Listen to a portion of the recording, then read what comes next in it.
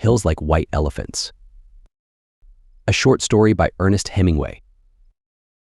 The hills across the valley of the Ebro were long and white. On this side there was no shade and no trees, and the station was between two lines of rails in the sun.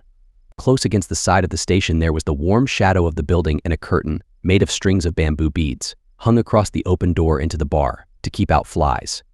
The American and the girl with him sat at a table in the shade, outside the building. It was very hot, and the express from Barcelona would come in 40 minutes. It stopped at this junction for 2 minutes and went on to Madrid. "What should we drink?" the girl asked. She had taken off her hat and put it on the table. "It's pretty hot," the man said. "Let's drink beer." "Do cervezas," the man said into the curtain. "Big ones?" a woman asked from the doorway. "Yes, 2 big ones." The woman brought 2 glasses of beer and 2 felt pads. She put the felt pads and the beer glasses on the table and looked at the man and the girl. The girl was looking off at the line of hills. They were white in the sun and the country was brown and dry. "They look like white elephants," she said. "I've never seen one." The man drank his beer. "No, you wouldn't have." "I might have," the man said. "Just because you say I wouldn't have doesn't prove anything." The girl looked at the bead curtain. "They've painted something on it," she said. "What does it say?" "Anis del Toro. It's a drink." "Could we try it?" The man called. "Listen," through the curtain. The woman came out from the bar. 4 reals. "We want 2 Anis del Toro. With water." "Do you want it with water?" "I don't know," the girl said. "Is it good with water?" "It's all right." "You want them with water?" asked the woman. "Yes, with water." "It tastes like licorice," the girl said, and put the glass down. "That's the way with everything." "Yes," said the girl. "Everything tastes of licorice, especially all the things you've waited so long for, like absinthe." "Oh, cut it out." "You started it," the girl said. "I was being amused.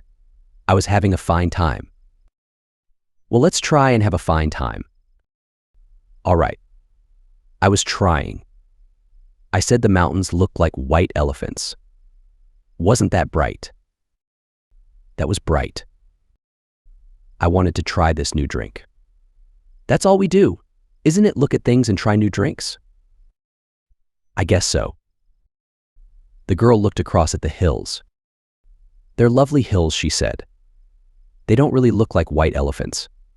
I just meant the coloring of their skin through the trees." "Should we have another drink?" "All right." The warm wind blew the bead curtain against the table. "The beer's nice and cool," the man said. "It's lovely," the girl said. "It's really an awfully simple operation," Jig, the man said. "It's not really an operation at all." The girl looked at the ground the table legs rested on. "I know you wouldn't mind it, Jig. It's really not anything. It's just to let the air in." The girl did not say anything. "I'll go with you and I'll stay with you all the time. They just let the air in and then it's all perfectly natural." "Then what will we do afterward?" "We'll be fine afterward, just like we were before." "What makes you think so?" "That's the only thing that bothers us. It's the only thing that's made us unhappy." The girl looked at the bead curtain, put her hand out and took hold of 2 of the strings of beads. "And you think then we'll be all right and be happy?" "I know we will. You don't have to be afraid. I've known lots of people that have done it." "So have I," said the girl. "And afterward they were all so happy." "Well," the man said, "if you don't want to, you don't have to. I wouldn't have you do it if you didn't want to. But I know it's perfectly simple. And you really want to." "I think it's the best thing to do. But I don't want you to do it if you don't really want to. And if I do it, you'll be happy and things will be like they were, and you'll love me." "I love you now. You know I love you." "I know. But if I do it, then it will be nice again if I say things are like white elephants, and you'll like it." "I'll love it. I love it now, but I just can't think about it." You know how I get when I worry. If I do it, you won't ever worry. I won't worry about that because it's perfectly simple. Then I'll do it. Because I don't care about me. What do you mean? I don't care about me.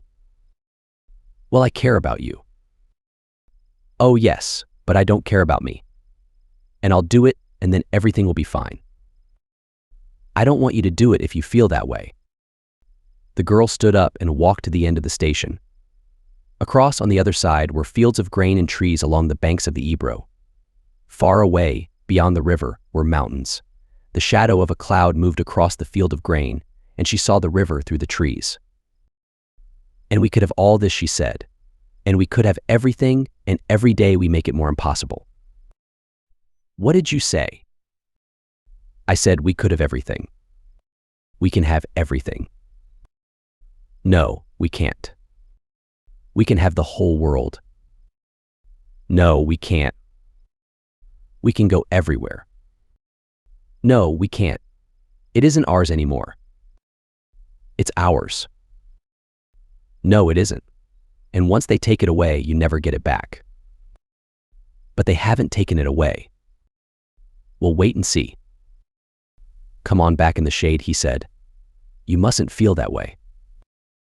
I don't feel any way, the girl said. I just know things. I don't want you to do anything that you don't want to do. Nor that isn't good for me, she said. I know. Could we have another beer? All right. But you've got to realize. I realize, the girl said. Can't we maybe stop talking? They sat down at the table, and the girl looked across at the hills on the dry side of the valley, and the man looked at her and at the table. You've got to realize, he said, that I don't want you to do it if you don't want to. I'm perfectly willing to go through with it if it means anything to you.